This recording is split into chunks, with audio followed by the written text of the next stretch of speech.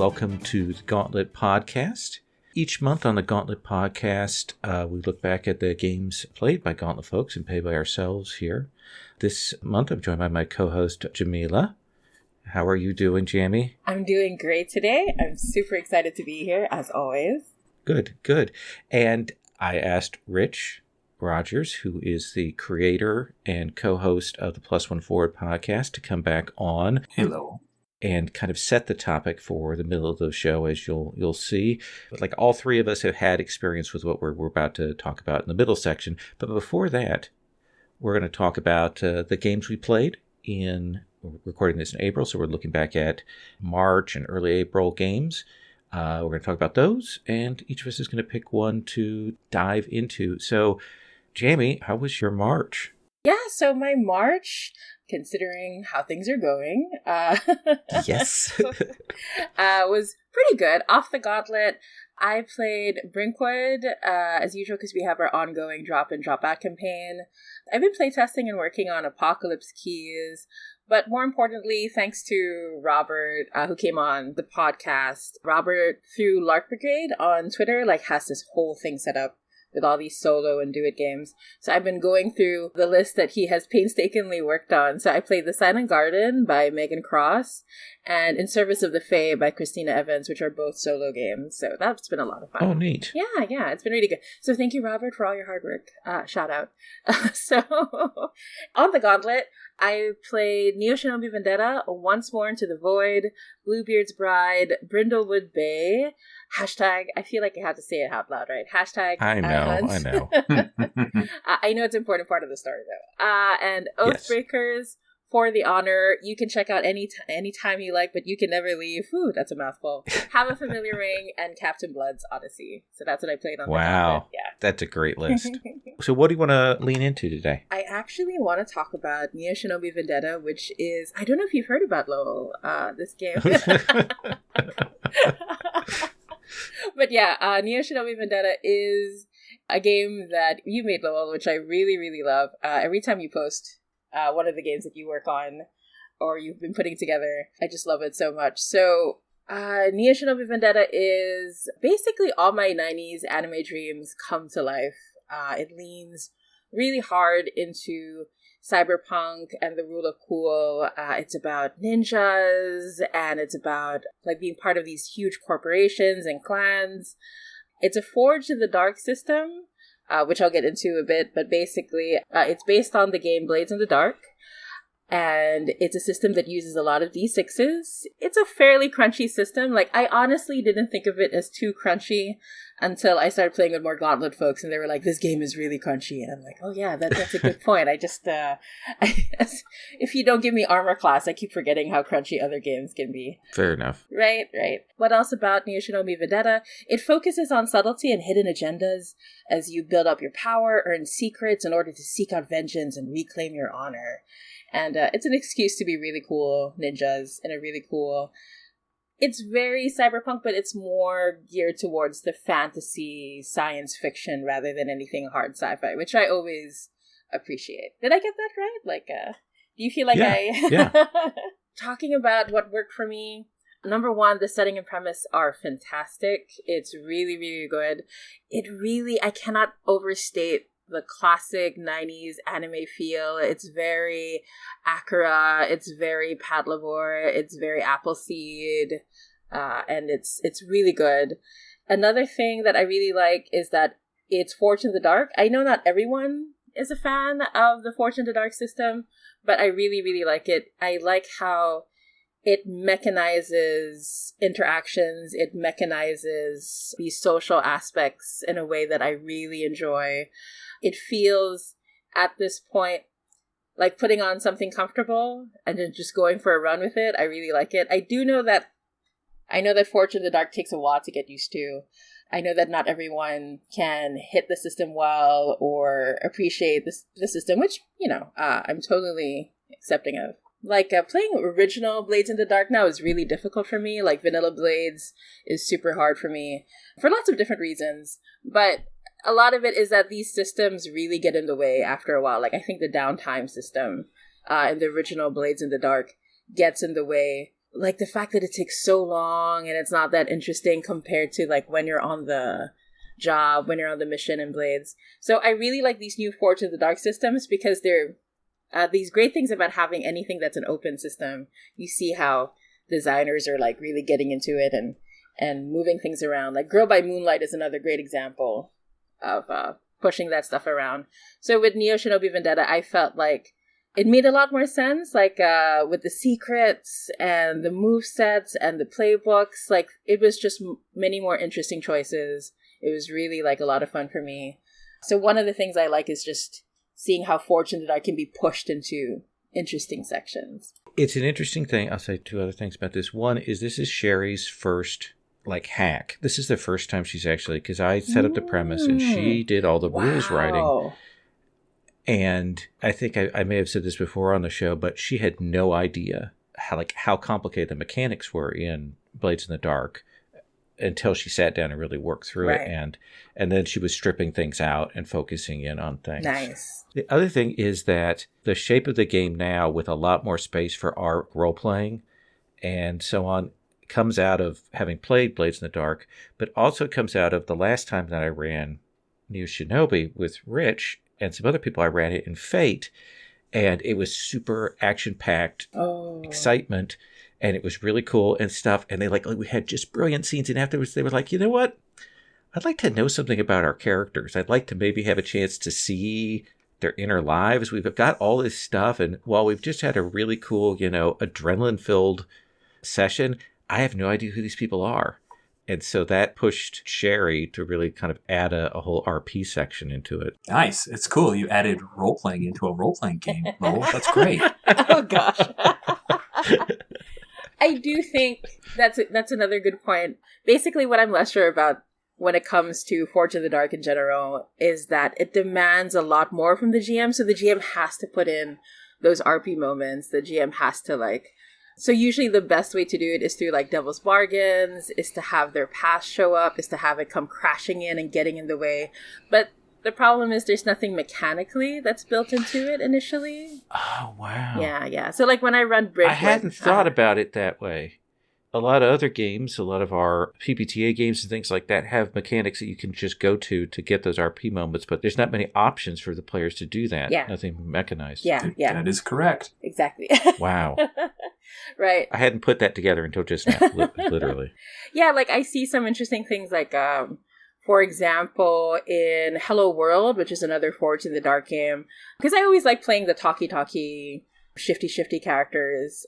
What I like about it is that you can bring in any of the playbooks, you can bring in any character. So if I bring in a talky character who can shift disguises, that character can be just as valuable as someone who comes in and punch things, right? Unlike if you're playing another system, you can feel like you're letting down other people if you're playing a more talky character. Mm-hmm. And so I always gravitate towards choosing that playbook because for me, it's a way to test if this is a good Forge in the Dark system, if I can get away with it. Because I've played some where I'm I can tell that the person who made this game thought of combat more or mission-based stuff more. So for example, in Hello World, the Squawker is that playbook, and they have a few moves where they can just create NPCs on the fly, right? Where they can say they can spend this resource and say, oh no, don't you remember me? We know each other, and that's why I can get leverage on you. I feel like these little ways of building in ways for the players to control the narrative is always super fun. And that's something that I think Forge of the Dark can do because it's it's got some PBTA bones to it. You can just make stuff up. But I'd like to see more of that for sure as we move into it. Because like Richard has pointed out, in the original Vanilla Blades version, there isn't a lot of role playing. There's just a lot of being cool and taking stuff. What else I'm less sure about is, aside from the demand on the GM, not that I think this is a bad thing, but it really needs an anime buy-in, because when we were playing together, I could really tell that everyone had it in mind, right? Someone would bring up the motorbikes and someone else would bring up the pachinko machines, and we could all really see this anime world in our head. And I kept thinking, if someone isn't as into it, I don't think you need to be into it that much, but if you're not coming from that perspective, you can lose out on some of the joy in the game. And The last thing I'm less sure about is I always feel like Forge in the Dark is too easy with more than 4 players because you have so many resources to lean on. It doesn't quite feel the same. There was one session where we were down to 3 players, and that felt really good because it was really dangerous. Yeah. Which actually, I think, even though Forge in the Dark can be hard to run online, I think because personally, I feel like it's better with a smaller group. It'll be more fun to do online. Mm-hmm. Yeah, so my main takeaway from Shinobi Vendetta is I'm considering running it myself. This is a pattern. I play a game, and I think maybe I should run this. It's a lot of fun, like bite marks and changeling and all that. And I'm excited for more Forge in the Dark systems. I'm excited to see what more designers do with it and push the system into interesting places. I feel like we're just starting to get there. I feel like there's a lot that can be done with the system in general, but we're still getting there as a community. So I'm excited for that.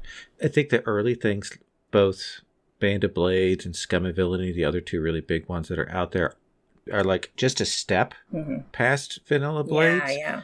And other people are going through and doing some really interesting slimming changes, I think. Right. Yeah, because there's a lot it's carrying a lot, that system. Yeah. I think because like even Apocalypse World, I love Apocalypse World, but I played it later. I actually played Masks and all the other things later. So it was really interesting to go back to the granddaddy of all of it. And I could see, wow, I love this game, but this is super bloated. There's like a lot there's a lot going on in this game. So it makes me more excited for Forge in the Dark is, like you said, it's a step forward, but I'd like to see what it looks like 10, 15, 20 steps ahead. I think that'll be really fascinating.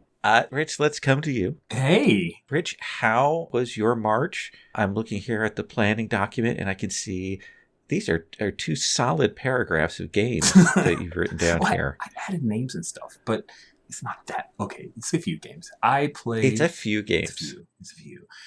Off Gauntlet, I played with the Intercontinental Group of Awesome on Sunday afternoons. We played Worldwide Wrestling RPG, and we just started off a series of Goblinville, which is a super interesting game. Ooh. Continuing my Dungeon World duets that I run with my wife. I'm just started a +1 forward home game with Rach and Rach's partner Rob and a couple of my really good friends from college, the Norwoods, and we've been playing that online. And guess what? It's Star Wars. So I know, right? It's Impulse Drives via Star Wars. We did the finale of the Forbidden Lands series. My buddy Greg Seacar had been running. That was my last game session with live people who aren't blood related to me. It's very sad. If I'd only known, I might have been nicer to them. Hindsight is 2020. It's okay. Yeah. But I've taken those folks on to online game, and we've gotten in a few sessions of Apocalypse Roll 2nd Edition, and that's going pretty well. I played this Hearts of Wulin game from Lowell, pretty good, and Stephen Desjardins and Kat Rahman and Jim Crocker, and we finished off that series, and it was chef's kiss. It was very good. That is a good finish. I was really happy with that. Oh, awesome. Playing Spire with Mad J as the GM, Misha B and Jeremiah F, all from the Indie Game Reading Club. That has been pretty cool. Ooh. On Gauntlet, I ran Power Beyond Doubt, Gauntlet Comics, and Farscape Fridays was really fun. I did that with Impulse Drive. Super good. I got to play Trophy Dark, Star Wars themed, run by Sabine. I was so jealous. I wanted to get into that one. Anyway, I'm going to let it go. Go on. I ran Apocalypse World Burned Over on Dathomir. Sherry talked about that last episode, so I'll just move on. But then I just started a series in April of Burned Over Star Wars World that I'm really liking. And then the last game I played on Gauntlet in this list is the one that I wanted to spotlight, which is Secret Science Sewer Siblings. I can hear the song in my head. Exactly. Yes. Yeah, you gotta have Secret Science Sewer Siblings. Yeah, critters in some kind of body. So that's run by Alexi Sargent, who's the game's designer. And that is the game that I wanted to talk about. Secret Science Sewer Siblings. Oddly enough, I think this conversation may exceed the word count of this 2-page game. Fair enough. It is pay what you want on Cloven Pine Games itch store. We'll have a link in the show notes because I'll put it there. What is it? It is totally a Teenage Mutant Ninja Turtles RPG, the one that I've wanted for a long, long time. I remember back in the day when the TMNT game came out from Palladium, and I made a Chester the Cheetah variant, and never got to play him. I just spent time making a character and just sat there in my character folder, and it broke my heart. But then again, it was Palladium, so there would have been a lot of heartbreaking even if I'd gotten it to the table. Yes. Secret Science Sewer siblings. You and your siblings are sewer animals mutated into bipedal beings with bodies and minds similar to those of human adolescents. You've been trained in your martial arts. Go rescue your mentor and learn to share pizza with your siblings. That is straight from the itch.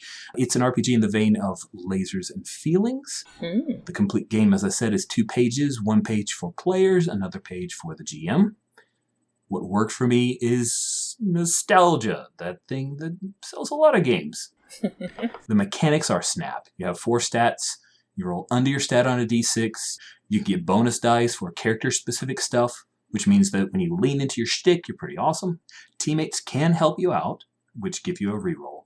But then they have to eat a slice of the team pizza pie, which is cute, and there's a nice economy on how many rerolls. Wait, so you bring this pizza with you? Like, the box is... It's a meta. Okay, it's a sorry. meta pizza. Sorry, metaphor. Yeah, no, Got it. that's a great question. It's a although clock. I would super eat some pizza while playing this game. I think it begs Oh, for that'd it. be so cool. Okay, sorry. Right? Oh, yeah. That'd be so cute. Also, they're insecurity markers, which mean that your critter is upset about a part of their identity, and they can't roll against that Aw. particular stat until someone helps you out, which is really leans into that half-hour, Yeah. animated series kind of thing. Mm-hmm. Other things that worked for me, Alexi had a laser focus on the tropes of the TMNT that I remember. There was even a bit that isn't in the 2-page PDF of the game where he says, okay, and we're going to take a break in the game, but he says we're going to take a commercial break. And then when he comes back, he rolls back 30 seconds and re-describes everything that happened up to the commercial break. And I'm So like, God, that is so on point. So I cute. love that.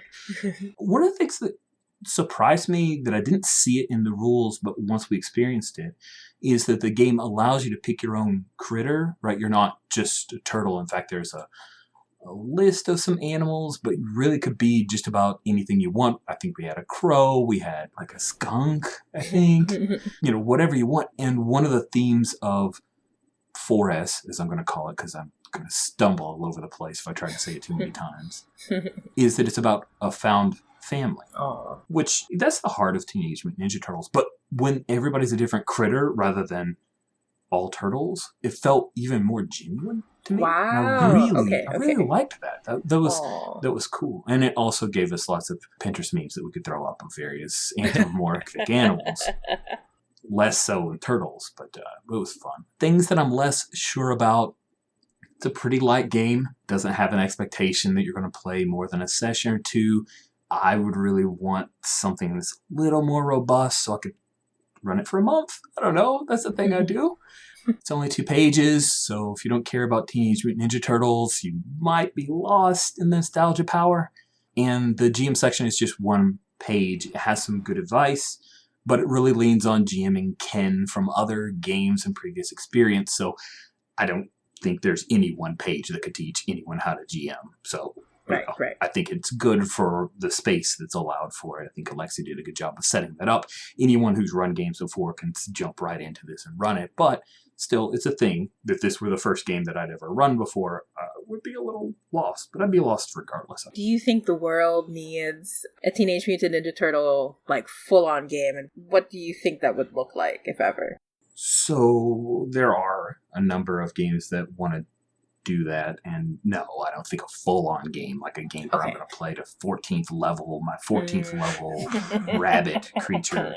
I mean, we've got Usagi Yojimbo, we've got the aforementioned TMNT RPG from back in the day, Another Strangeness. We've got Vigilante City released to supplement last year. So there are a number of games that do that. Do I need that? I don't need that in my life. I don't need to have a 14th level dude. But I would love to tell a kind of story that I think you need more than 1 or 2 sessions for, say you have 3 or 4 critters, for each of them to have an arc, right? So Right. that's all I'd want, is some kind of, I don't know, maybe even steal from Primetime Adventures and just have let's chart out, okay, here's when you peak, here's when your spotlight is, here's when your spotlight is. That would be something Cool. I would want to layer into, dang it, now I'm going to totally do something like that. I run for Gauntlet Comics. Which is my takeaway. I think we're going to be running this for Gauntlet Comics pretty soon because it was delightful. I had a really good time. It's interesting. My niece loves Teenage Mutant Ninja Turtles. That's her big thing. All of the TV shows. I'm just old enough that I've never watched any of those, and that's not at all in my wheelhouse. Just go. I is your Zoom call or I'll eject you. I bought the original comics when they came out in black and white back in the day. Redeemed. I'm dying. Okay. Man, these were their comics were so different. I love those things. Oh, they're brutal and dark. I bought them for my niece, and she was like, "Oh." Why are they eating There's pizza? a particular I love you. Thank you for the idea of this gift. Yeah. I got that a lot over the years, so there we go. All right, well, so I'll talk about my March. Off Gauntlet, I did 13th Age and Hearts of Wulin Supernatural. These are two of the face-to-face games moved to online. Two other games we haven't been able to port over. And then the Hearts of Wulin game that I ran for Rich and Steven and company that I wrapped up. And then on Gauntlet, I did some sessions of Hearts of Wulin with the Courtly frame. I did #iHunt, which we talked about last time. Free from the Yoke, the first month of that, because doing 2 months of it. And then Shinobi Vendetta, which we talked about. I want to talk just super briefly about Hearts of Wulin with the Courtly frame, because I've certainly talked about this before and so on, but this is something that I recently dropped as part of the updated files for the Kickstarter playtest pack. I dropped the materials for this and the materials for the Supernatural module. The Courtly game is trying to do stories like those. There's what we call Legend of the Black Scorpion, there's Curse of the Golden Flower, there's a TV series called Princess Agents, and even the Detective D movies where you're a detective and you're interacting with the court politics and things like that. It's supposed to do that, to have that as kind of a backdrop, in part because when I was talking to some people who've been running Hearts of Wulin, they often had a court as a backdrop, so we wanted to have that. Cool. But it's not a Game of Thrones thing. It's a court. The court is a setting. It has some elements of that. There are people in positions of power and things like that. But it's still Hearts of Wulin. It's melodrama. It's action and so on. But this thing that I wrote gives you more tools to do political stuff, some new roles and support mechanisms. What did I like when I went to run it? I added these new elements of influence that give new options. The players drifted to that pretty well. They didn't use them all the time. When they came in, they felt pretty natural. It gave them, on the social moves, some extra choices. And I think that was fun. And I could see them go to the moves and look at them and make some informed decisions. And that's what I wanted. It gave, there's a social duel, and now there's a game of court, and those have different results, and there's some additions to the older moves. So that was fun to see people engage with those and realize that they didn't have to engage with them all the time, but they could use them for particular things and have fun with them. I had some mechanics set up for building the court that had, are these people in favor? Are they out of favor? Are they considered honorable or not honorable? And then I had these drop downs with different names and agendas, and coming up with that was super fun. Like when everybody came and did all those picks on it, we generated this court and we had all these people that then popped up. I love that kind of stuff. That's one of my favorite things, because then we could see the NPCs and we could play around with them. But my favorite part of this whole thing was the interaction between two of these moves. So one of the new moves is that the servant, this is a new role under the unorthodox, and you have a move where you have a complete second identity. So you're not only a servant, but you also are, like, in the case of our character here, they were actually also had an identity as a guard. So they were bodyguard characters, so they could flip between them and they can do that. Well, then the Air playbook has a move where you have a body double, which is like, there's this movie Shadow that came out recently. The character has a body double. And so when you're in a scene, you can make it so that actually it wasn't me, it was my double, or flip that around. There's some moves with that. And it's inspired certainly by the twin from Passiones. Those two characters who had both had those moves were close to each other and tied up in entanglements. And let me say, that got wild. So they were like, it wasn't me this whole time. It was someone else. Like, it wasn't me. It was a double. The misunderstandings and so on. And at one point, one of the players failed on when they went to do their body double roll. And that means that the body double reveals an agenda that they have. And so they revealed that they were in love with somebody else when the character that was the servant thought that they were in love with them. And, nice. And then the people that they thought they were in love with got wrapped in. It got perfect. So wild and complicated. It was great. And add to that the servant has very much, and I actually asked Brandon if I could, lifted from Passiones the ability to overhear conversations. Oh, our favorite hiding in the plant move. Yes. So all of that was super fun to see. I really enjoyed that. This brings me to what I'm less sure about. Boy, do I need to write up some GM guidance for those moves. Like, I already had some notes and I kind of framed that out, but having seen those interact in a way I hadn't expected, I'm going to need to talk about that and how you manage that flipping back and forth of identity and when do you do it and how do you make it run well and keep people in. So that was something I was a little bit less sure about. Now, here's the interesting thing, the sort of the topic I wanted to talk about. So in Hearts of Wulin, in the actual game, if you go head-to-head with somebody, we have a player versus player move. If you both want the same thing or you're having an actual conflict, physical, in which the person who challenges makes an offer to the other person. If the other person accepts, then they'll take the loss. I mean, it's essentially a I cut and you pick kind of move. But having the social stuff introduces a lot of other options for how you, feelings about agendas and goals and things like that, but also other techniques for messing with NPCs and things like that and changing plots and stuff that can get players into conflict. I don't want to say it's PvP, but definitely we get that thing where people's ideas of what their characters want really start to push against one another, and they have agendas that they're trying to play out that might not agree with one another in a stronger way than, we just kind of have maybe a different idea about things. I've been running for years and years and years. I still find that really hard to handle because I have a hard time judging when that tension is good and like that it's fruitful and when it's just creating tension. In a game like Sword, Crown, and Unspeakable Power, we know that tension is there. That's like a given. And we know that people are going to be going at each other. It's less so in this game. It might even be tougher because we're in a group that is used to cooperating and working together and playing off of each other. And so this kind of does go against. And so I can see some moments where I see a player kind of stop and draw back. Like, okay, that push wasn't what they expected. Somebody is pushing hard on this. And I had a similar thing happen in the Free from the Yoke game where you have characters with very different agendas and families and things like that. And we had some moments where I could see players kind of, wait, what's going on here?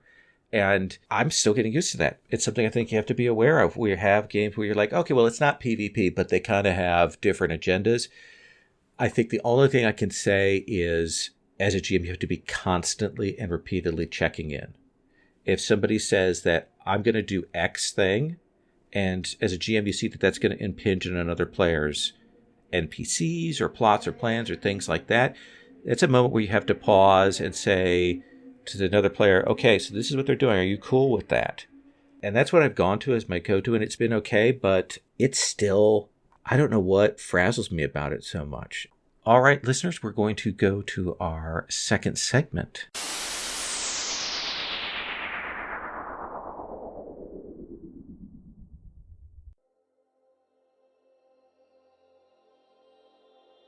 Hi listeners, there has never been a better time to get into online role-playing games than right now, and the Gauntlet is one of the best places to give it a shot.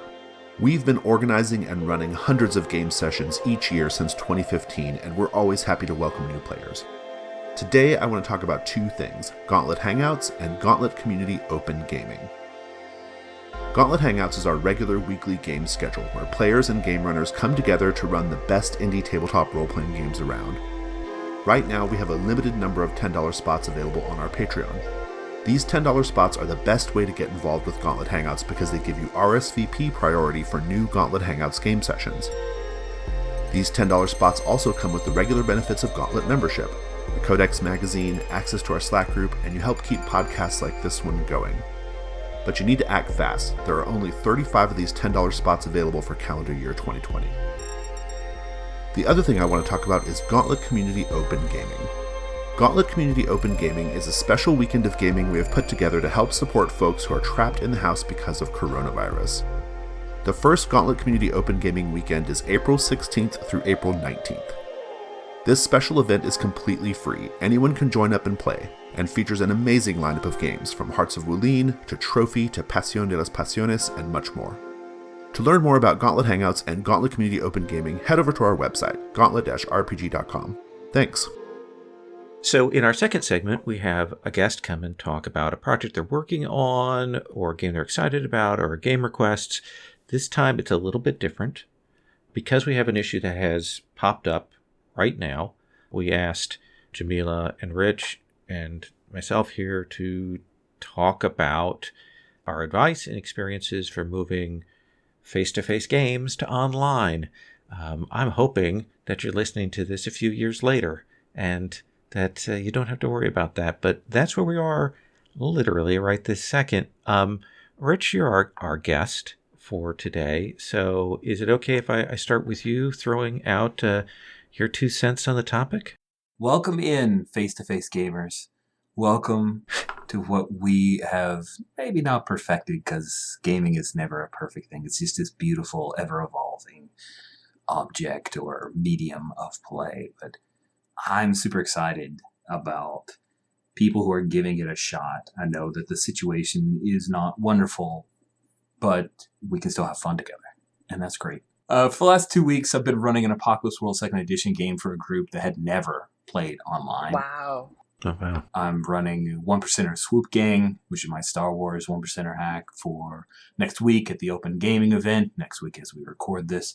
And there's one person who's like, I don't even have a webcam.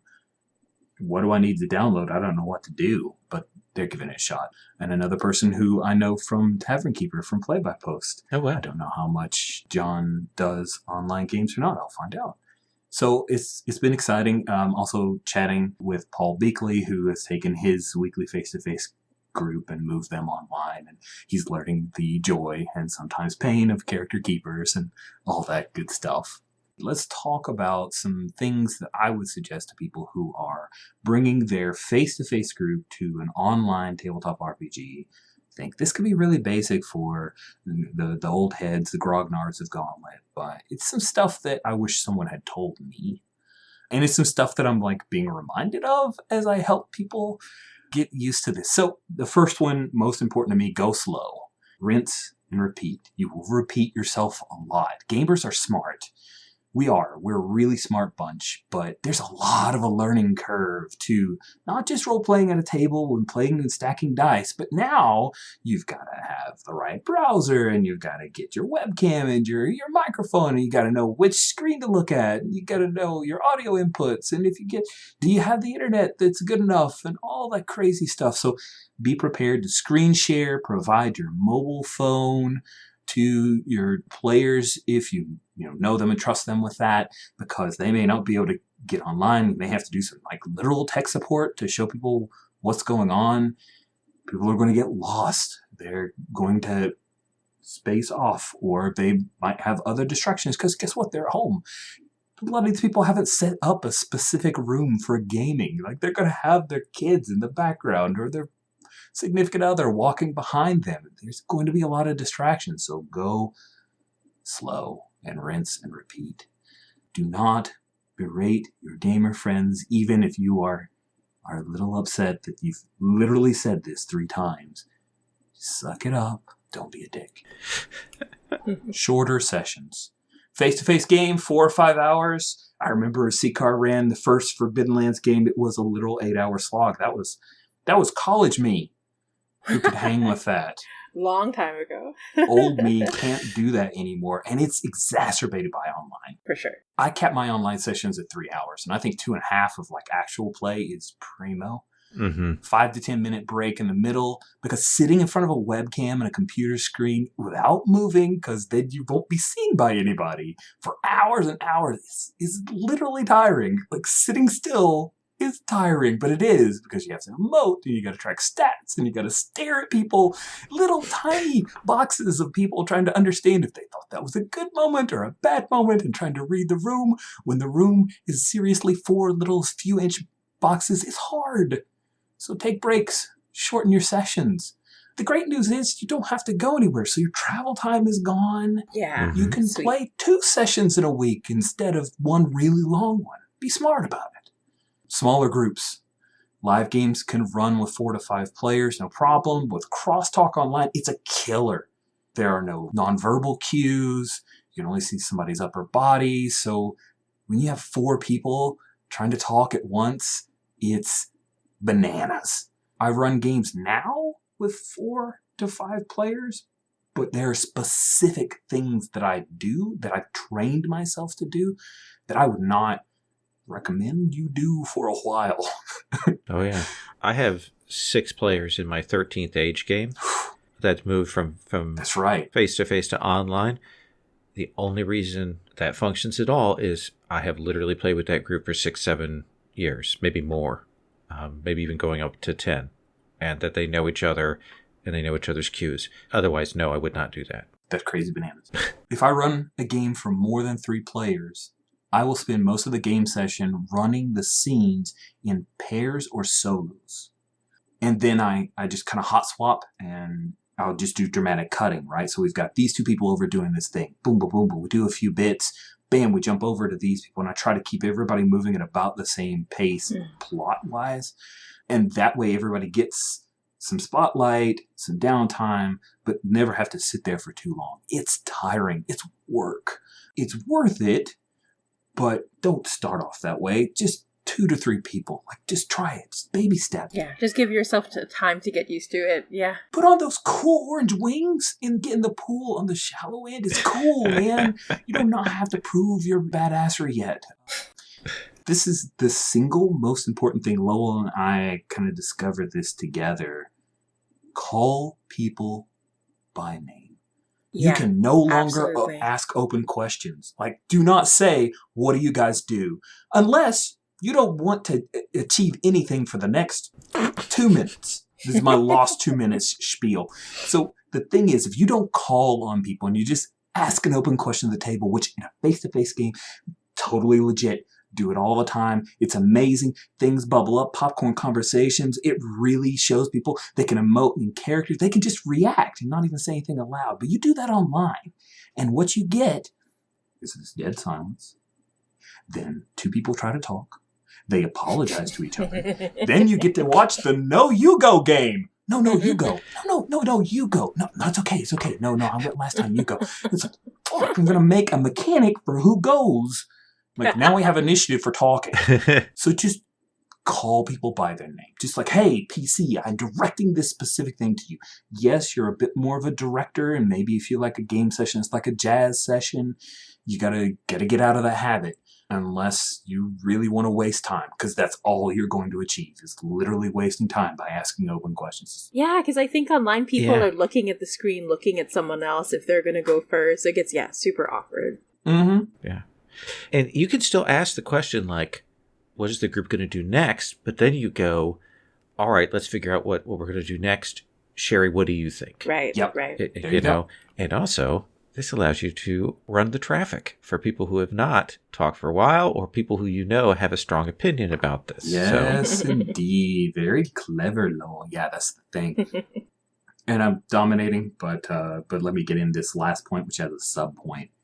Somebody in this group that you've brought from face to face is going to say they hate it. Just be ready for that. Don't get offended. Gamers, like most folks, are reluctant to change. Stay positive. Remind them of the things online gaming allows, especially now. Don't overrule their objections. Don't blow it off. Hear them out. Take the feedback. Maybe there's something that they say that this group might be able to help shape the play experience to make it easier for them. At least make the attempt. Be giving. Be gracious. Even if they're wrong. And it's totally awesome. The thing is, it may not be for them. Mm-hmm. And that's okay. Mm-hmm. That's okay. Because, here's one of the things, this is a secret, this is a sub-item, and maybe we don't want to tell everybody, but like, there have been face-to-face games that I've played in where maybe one of the players in the group I didn't really want to be playing with. Or maybe the game system that we're playing I didn't really want to be playing, but these are the people I know, and these are the people I gravitated towards, or these are the only frickers in this whole town who will play this crazy-ass indie game. You don't have that anymore. Oh, yeah. You can show everybody to the promised land, and some people will be like, I want to go back to there. Or I want to play board games online, or maybe I want to play video games, and that's totally cool. And those people who come with you, you can grab other folks, and you can play other games, and you can do like almost open conference type stuff where you're like, we're going to form up and play this one game. Like the Spire group that Anjay's running, we don't have another game picked out. We may just form up, play Spire for a while, and then kind of break apart and then be reformed when a few of us want to play some other game. And that's beautiful, and it's amazing. And you can't do that unless you're doing it online, and that's a thing, right? Not everybody has to get it. Be okay with it. Don't get defensive, even if they're wrong. Running online is the only way I can justify all my RPG purchases, honestly. So. What do you mean? I mean, like, I have a lot of games, so anything I buy, I can go, well, I might run this. Oh, yeah. Online, sure. I can now. Like, years ago, I would not be able to.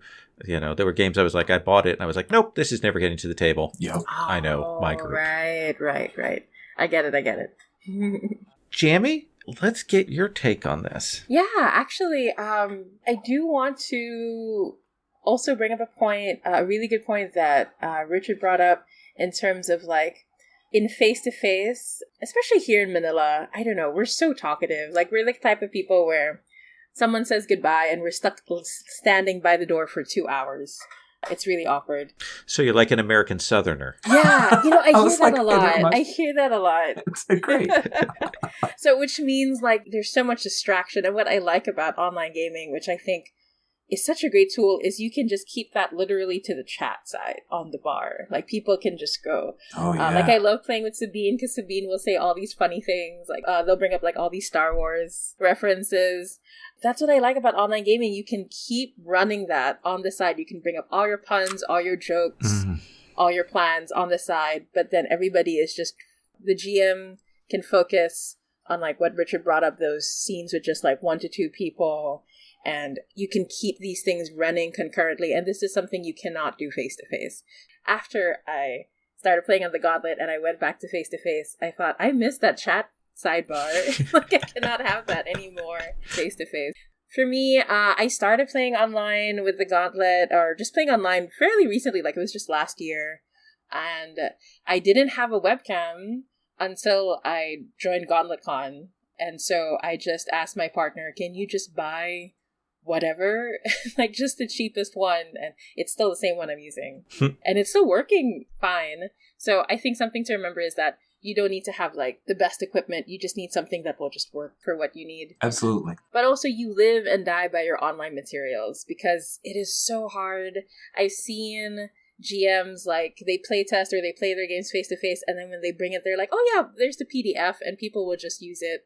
And they don't realize, no, but you're going between the screens and the PDF and the roller and this and that. So it's just so much to keep track of. And then in the PDF, you have to keep scrolling back and forth. It's impossible, right? It's absolutely impossible. So you really need to have good online materials. I keep sharing the Gauntlet guides with how to make a character keeper. I think I've shared it about like 2-3 dozen times now. But each time people really appreciate it because it does take time to put together a character keeper, but it's so worth it. Mm-hmm. There's also the character keeper curse though, because if you spend a long time making it, you think, I have to run this more than once because yes, I spent 2 weeks on this thing. I made one for Girl by Moonlight before to the Dark System, and I'm like, I need to run this more than 4 sessions because it took so long. Yeah. For sure. And I think also a CATS document is really helpful because it's something people can keep referring back to. I like to include stuff like when we take breaks or what we expect each session, just so that people can remember, because there's a lot, like Richard pointed out, that they have to keep in mind. So it's nice to just have a reference to look at. But you also live and die by your online tools. Like last week, we had a problem with our with our dice roller. And that was awkward for a while. So I think it's but like Lowell, you had a backup when that was happening. So I think just having backups. But I do think it's possible. Like, I like to play a lot of games that use tarot decks. And at first I thought, okay, I guess I'm never playing this online, period. At first I was just like bringing out a physical deck and showing it to people and pulling it out that way. But now there are ways to use it. So playingcards.io, you can just replace the cards and put in your own tarot decks. Roll20, I know you can like buy those things and you can just insert a tarot deck into the room. The card thing in Roll20 could be better. Yeah. But I like the cards thing that we've used, the free app. Yeah, definitely. I really like that. And I like how I can make different decks with it. So sometimes I'll say, oh, I only need the Major Arcana, so I have something set up for that. I only need the Minor Arcana. I have something set up for that. So I think another good rule is to ask around, check what's online. I know Reddit can be horrible, but there are some places in Reddit where they just very helpfully like say, this is how you do something. So I use Reddit a lot for that. I avoid the other parts of Reddit. Yes, good call. And I also like regular top of the hour breaks. This is a very personal thing, but like I feel like staying in front of the computer, like staring at faces, getting really intense, like you really can't do it more than like an hour. Like even just like a 2-minute, 5-minute break can help. I feel like especially when you're starting out. Mm-hmm. Yeah, definitely. Also, I cannot stress enough how important safety tools are online. Like, safety tools are always important, no matter what, period. Fight me, at me. But, but I think online it's even more important because, like you brought up, Richard, there are no verbal cues. It's a lot harder. You can miss it more easily because you're looking at a screen or you're looking at something else when someone's expression changes. I definitely feel like safety tools are important, especially because if you're transitioning a face-to-face group who may have been playing for a while and they're not used to safety tools, it can really be a thing to like gently bring them into the fold and explain. Because I used to be one of those people. I used to not be comfortable with safety tools. And I don't even consider myself, like I've been playing for like 10 years, which is not a lot compared to other people. But I had a hard time adjusting. Like, I didn't see how important safety tools were until, like, someone really went out of their way to explain it to me and go over it with me. And I really saw how it changed things at the game, really made it much better. I felt like the story got so much better once we started using safety tools all the time. Other than that, I would say I would start with one-shots or short campaigns instead of switching to a new system. I tried doing it with a face-to-face group, and we went straight to an old system, to our regular game that we were, and there was just too much to get used to. Like, people were like, no, but what about, and so it just made them more, like, closed off to the experience. I thought, like, so what I had better experience was, let's try an online game. Let's try a short game that's only 1 to 2 sessions. Let's try a game where maybe you don't even need that much stuff. Like if I brought up a belonging outside belonging or a Firebrands hack where they only need tokens, where they only need something simple, it was much easier to get them used to it. It was a shorter game.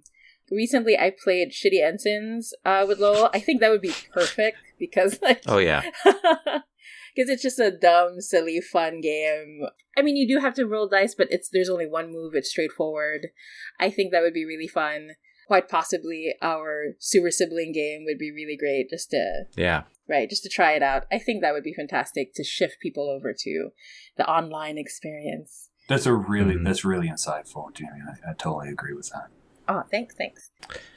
Well, thank both of you for bringing your experience to bear on this. This is an important topic, and I'm sure we'll get to more things. We'll put the link to that Character Keeper creation docs. We'll put those in the show notes, and we've also had some discussions about this on the Gauntlet forum, so we'll also point you to some of those pieces of advice. Let's go ahead and move to our final segment. All right, so listeners, in our third segment, we're each going to discuss something that's been lately inspiring us or giving us joy. Rich, what is giving you life? that right there. Oh my gosh. I jumped out of my bones.